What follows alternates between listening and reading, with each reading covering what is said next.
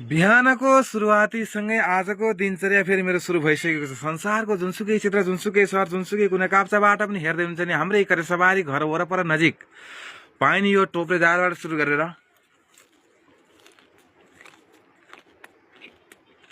मजासँग यो टोप्रेदारको स्वाद लिइसकेपछि आफ्नै घर आँगन वरपर तल माथि बारीमा खोल्सामा जहाँ पनि पाइने काली सिन्कीको थोरै पातसँगै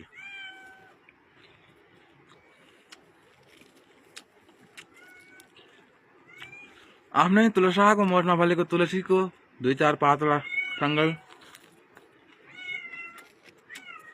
तुलसीका 2-4 पात, जंगलमा पाइने जंगली जडीबुटी करिपत्ताको 2-4 पातसँगै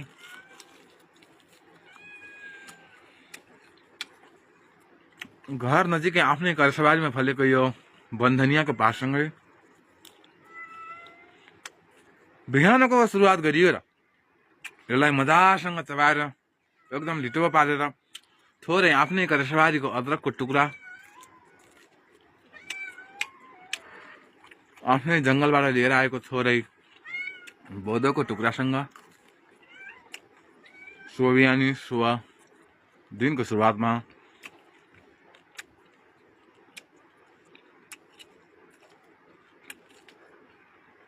एकदम लिटो हुने गरी फाइन हुने गरी चबाइसकेपछि यसको रस निलिसकेपछि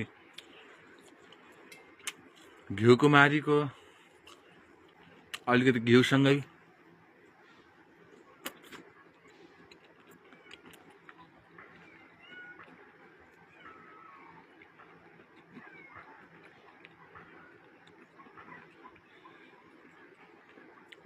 अन्तिममा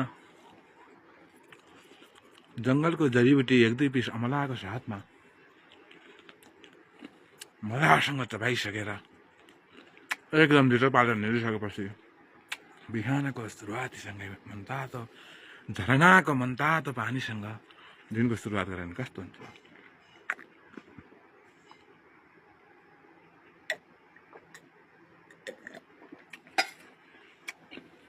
संसारको जुनसुकै क्षेत्र, जुनसुकै सहर, जुनसुकै कुना काप्चा, जुनसुकै मरुभूमि, जुनसुकै साथै समुद्र, साथै प्रान्त,